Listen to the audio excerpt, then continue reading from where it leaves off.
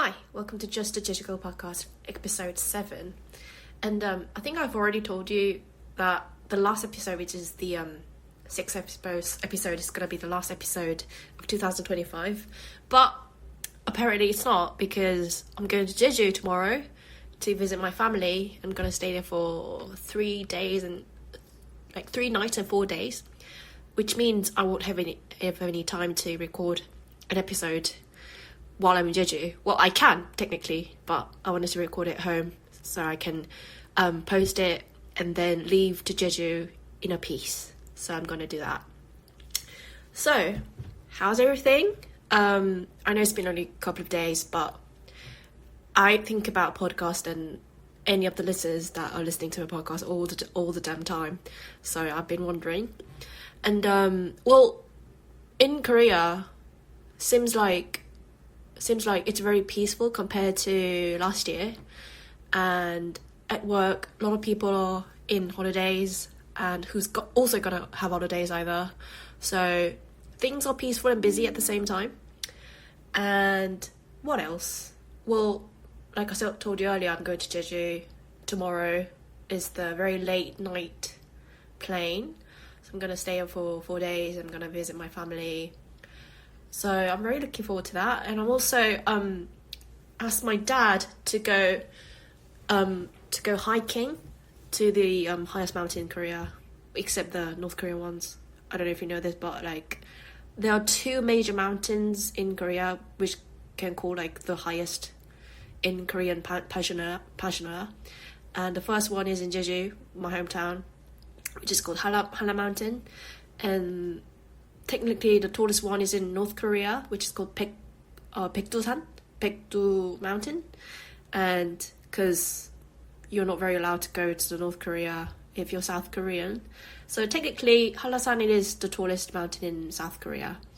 And I'm not, I wanted to go to the peak, but my dad suggested, you've already struggled a lot when you are 8 years old. So I'm not sure if you can do that. And let's just try going to the a semi-peak of that mountain together. And also, anyone who's gonna visit to Halla Mountain, you've got to book before you visit the mountain. Yes, it's a rule. There's no exception. You have to book it, and I don't know if you have to pay it though. Do they have to pay it? Don't know. So we've got to book everything if you want to go to the peak of the mountain. So we are let's just enjoy, let's just chill out. It's never going to be a chill out, but it is going to be okay compared to the reaching the top of the mountain. So I have that plan. I'm going to meet my friend. I'm just going to chill out. It's the new year, and I really didn't want to spend time alone at the end of the year, and also the 1st of January on my own, because for me, 1st January was always the family time. And I'm going to visit my family. I'm just going to spend time with them. So it'll be really lovely. And right, that's all the catch up. So today's topic is about the power of being positive all the damn time. And I think the reason I came up with this topic is that I always wanted to talk about this, because whoever knows me personally, the one word that will never miss out if they were asked to describe my personality is positivity and optimism. And I've been called as positive person, optimistic person almost all of my life.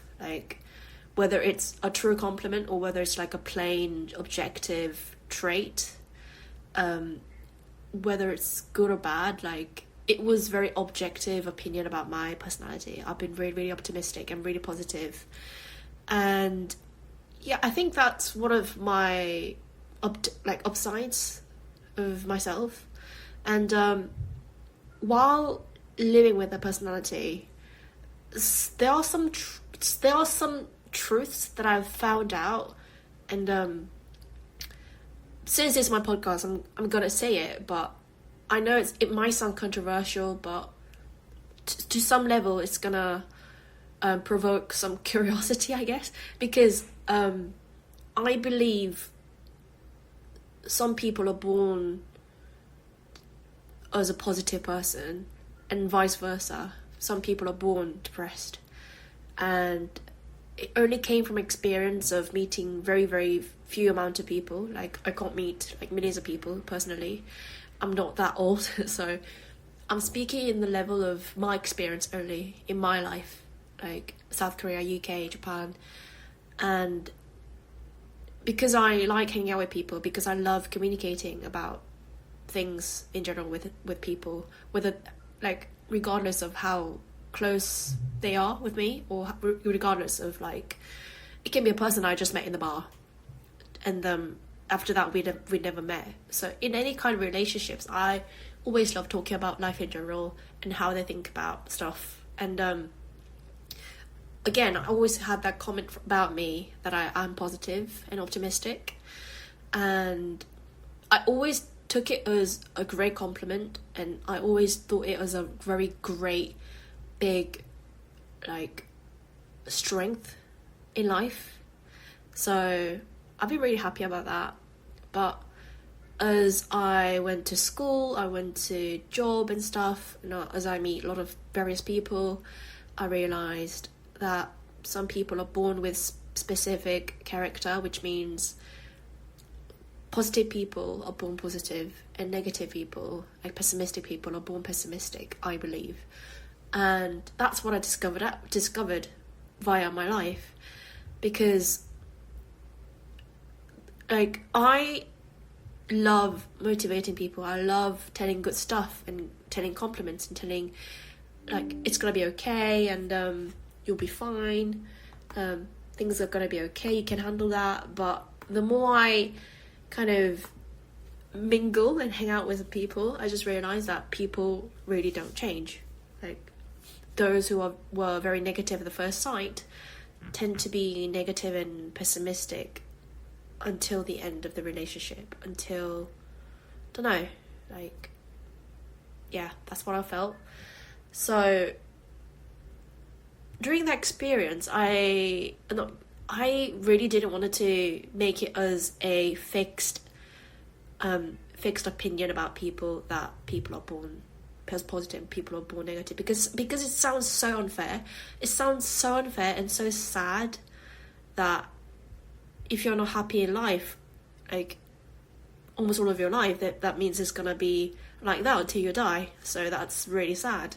But I just realised that the more I want to motivate people, the more I want to kind of have the positive twist while I'm talking to that person, I realise that those people tend to just stick to their pessimism and negativity, whatever I say. It doesn't mean I wanted to fix them, it doesn't mean I wanted to change them, but the more I motivate them, like, things didn't really change, and that kind of upset me, to be honest, because yes, I'm not a fixer-upper, but like I am a kind of person who doesn't really like, actually I really hate when I witness my loved ones or anyone around me who is going through a trouble and looks really depressed. That really depresses me, and I've been trying a lot to make them happy, but I've met some people who are like very pessimistic and negative almost all of their life, and how I'm going to change them, how I'm going to make them feel better, it's going to be very, very temporary, and they're not going to change. And it's not the matter of like it's the waste of time and energy, it's just such a waste of life. It's just a matter of I just hate people going through hard times and looking really depressed and sad. I'm just not good at that. I'm just really not good at witnessing that. I should let them, right? I should let them.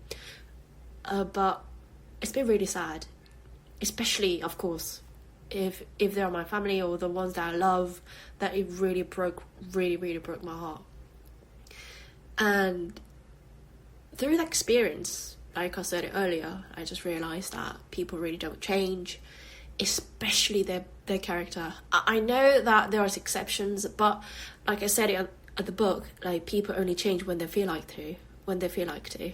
And usually, if you get any like complaints or compliments about yourself, like no, like, if you get any opinions about yourself, whether you should change, then normally people would think it as a pressure, right? It's never, you will never take it, they will never take it as a positive motivation to make them feel I'm gonna change because they said that, my dad said that, my mum said that.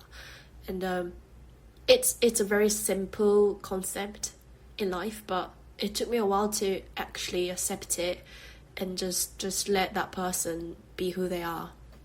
And I've been thinking about that a lot, and I asked an AI, and I also asked to the book, to a person, whether it's really scientifically proven that having a positive personality is inherited.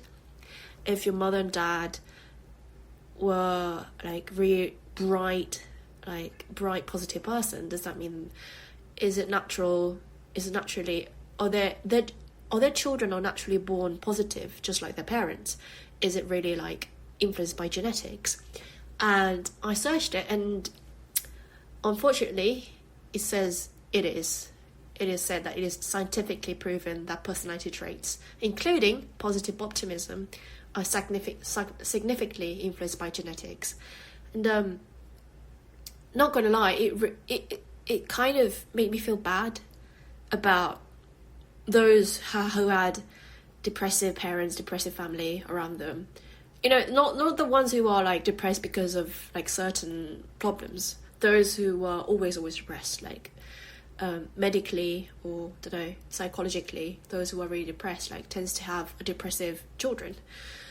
And as I go through the article, it says positivity and optimism.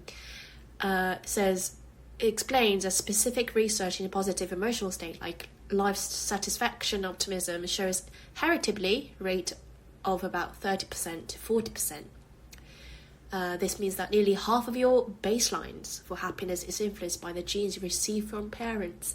And ouch, that really hurt me. Like, because it sounds so unfair.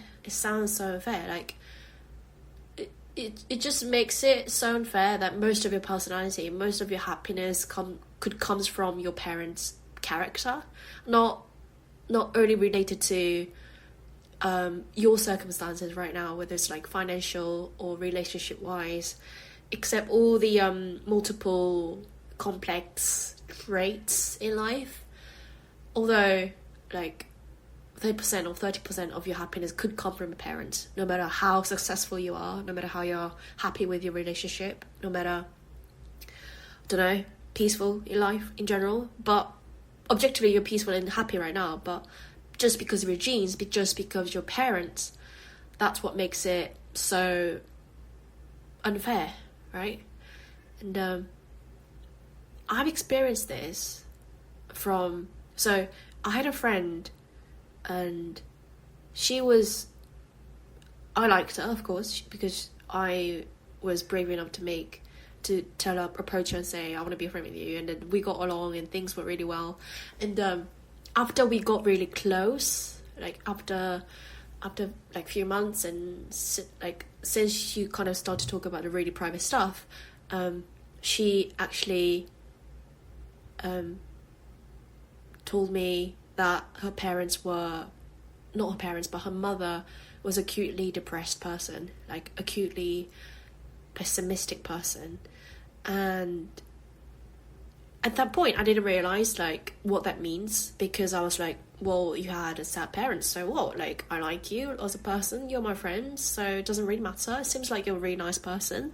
But the more I get to know her, the more we get to talk about really sensitive stuff, really deep stuff, I realized that she was very what to say, like negative person. I don't know what else to say it, but she confessed to me she never had a happy moment in her life. Like, not moment, but she confessed to me. So we were drinking heavily and we were talking about really deep stuff, and she confessed that she was never been happy in her life. And that really shocked me, because that was the kind of comment that I never heard from my friend. And she was kind of a girl who was really bright, like always joking, always making fun of people in a good way, not in a mean way. So it's very playful, very like bright, making jokes all the time. Like it's kind of rare to see them serious, but the more I get private with her and be really, really deep friends, I just realised her very, very dark energy when it comes to childhood life in general. Actually, she was hiding behind the social mask that she always had it. But because I became really close with her, like I had a chance to see what's really inside, and that was sad. And so that was kind of, for me, that was like a connecting the dot moment. Like the more I get to know, I just realized how pessimistic and very negative she was. Like she was kind of a person that people are in general, I believe that people always have that, almost everyone has that kind of a brain cell that makes everything in a positive way, like a positive twist. Like no matter the shit happens, the more you kind of make them talk about that stuff, then most people would end up with, yeah, well, things are shitty right now, but it's gonna be fine. At least they will say it's gonna be fine. Like at least I had that, at least I went through that. But like she was one of the rare people that I met who couldn't do that, who couldn't do anything, any positive twist when something happens to her. And to be honest, like it was really energy draining to be friend with her. Like I loved her, and I wanted, and there is an element that I really loved hanging out with her, like, but still, like once there is alcohol in, once we get to talk about private stuff or really emotional stuff, then she would get into that perennial cycle of it's not gonna get better. Like it is what it is, and I can't do anything with that. So what? Like fuck my life. And to me that was shocking, right? I should have accepted as who she is, but to me it was the very first encounter for me to see those kind of people, and those kind of people who aren't capable of making a positive twist to whatever happens to them. And just being around them, just being a company with them was kind of energy draining, like I said earlier, because yes, I've tried to make a positive twist to her, and I tried to let her know that it's gonna be better, it's gonna be all right, like it's not end of the world. But she was the kind of person who said, yes, it is the end of the world. And I think you will know what it means, like to be around with someone who is pessimistic and really skeptical about stuff in general. It was really energy draining and tiring. So through that experience, and not only her, but a lot of people, like very few people I met, I just thought, maybe people are born positive, maybe people are born depressed. And if you go through some books by famous people, scientist or politician, like the great people, when you go through the biography of them, you realise that those who had very skeptical, pessimistic parents, like on the level of they committed a suicide when they were like 12, that level, turns out like their children tend to be also very, very depressed and pessimistic as well. It sounds natural, but like seems like your character, whether it's positive or negative or pessimistic, whatever that is really goes down to the genes, and it really seems like it's inherited. And also the major reason that I am kind of agreeing with this article is that I came from a family that I barely saw any of my family or any of, I don't know, like from your granddad to your cousins. I never heard them saying, oh, it's the end of the world, like it's gonna be really bad, like my life is doomed, or I don't know, like whatever shitty things happens, my family were kind of people who never took it as like bad itself. They always believed with the potential that things are going to get better and we can go through that. Especially my parents, they've never had like a negative opinion about their life, negative opinion about what's happening right now. They always had that positive twist habit of what's happening around them. And I guess that really assured me that whatever the shit happens, things will get better. And you and I are capable of making things better. But I thought it was generally from like nurture perspective, like because you were nurtured in that kind of atmosphere, in the environment. It is very natural for you to be like that. But turns out it was also comes from a genes, right? It is inherited, not really the nurture part. So I came to understand that more and more. So yeah, since I got a job, I often see people who hates going to job and who hates their co-workers, who just don't like their work or don't like their life right now.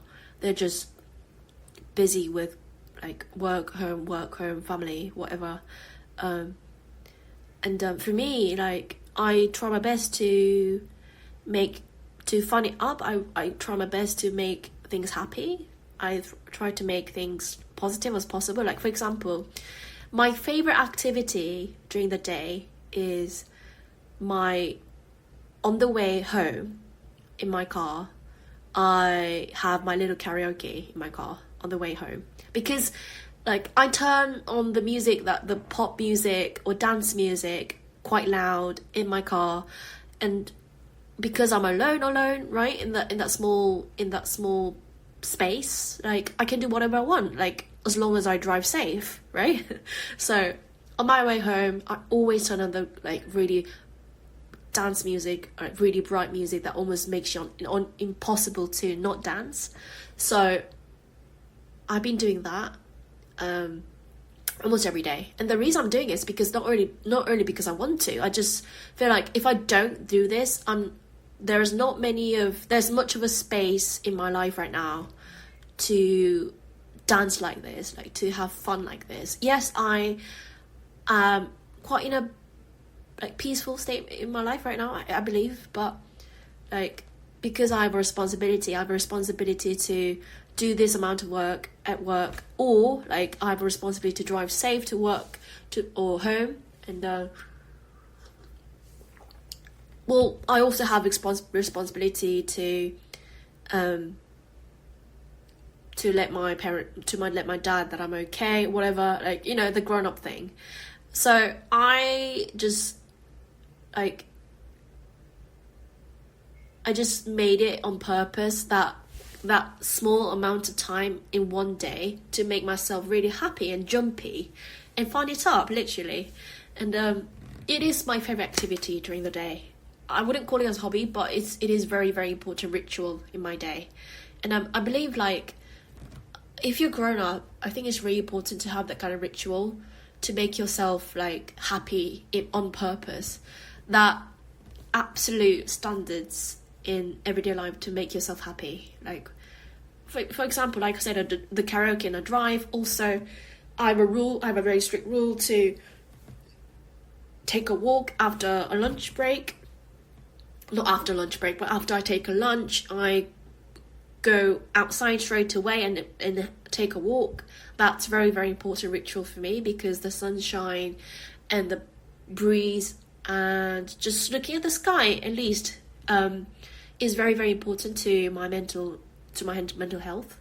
So yeah, those are the rituals those rituals are really, really important to grown-ups, I think, because as you're grown up, you get to have more responsibility, and there's gonna be more responsibility means gonna be more stress, like, very naturally. So I discovered that having that kind of tiny little rituals are really important to maintain your mental health. And also at the end of the episode, I wrote down, like, because I get called positive and really bright all the time, right? I wrote down some like opinions, I don't know, the elements, the advices for myself and the others, maybe that it might be implemented, it can be implemented to other person as well, but this is very, very private, very personal opinion about how to be positive all the damn time. The first one is that keep reminding the things that you have, that you should never take it as granted. That is really important. Like sometimes you grieve about the things that you lost, you grieve about the things that you don't have right now, or things that you will never have, like, for your entire life. That's sad, but still, like, keep reminding yourself the things that you have right now was always a game changer.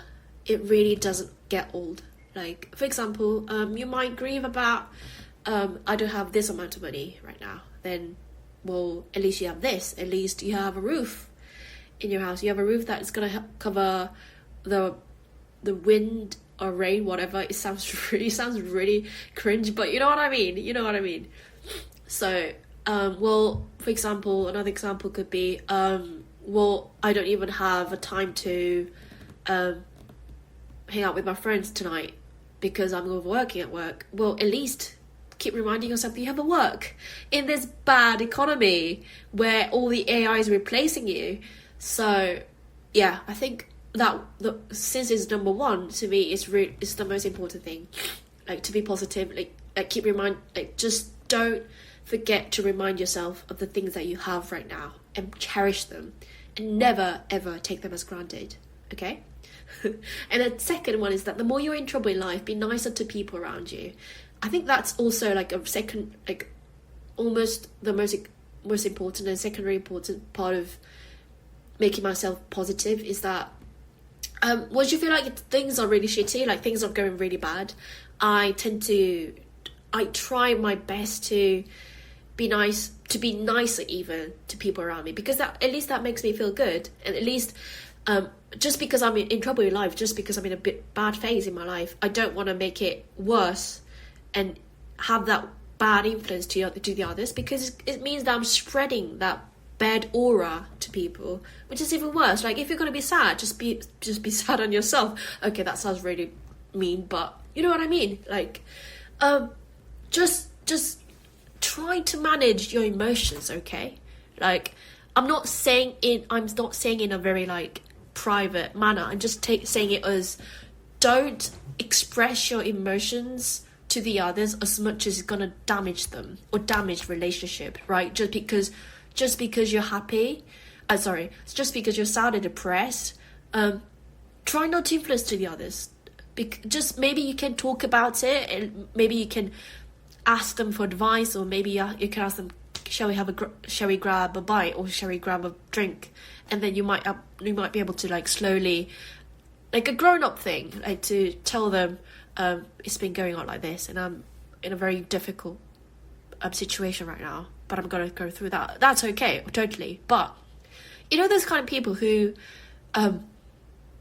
really can't manage their emotions as much as they just pour it to the other person, and that person, the person who's around you, is gonna be like, it's like stabbing the knife without any expectations. Like, you were just walking on the street, and suddenly a person appears and just stabs you, you know, because I feel bad, just because I feel horrible, so I'm doing the horrible thing to you. So that was that. You know what I mean? Like, manage your feelings. So it will stop you from being really horrible to the other that you love, right? So,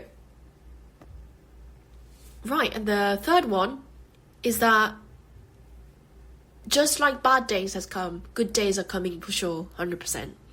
And whenever I talk to the person who's struggling with life, I just tell them, just don't forget, like, the bad has come, like good days will come, like 100%.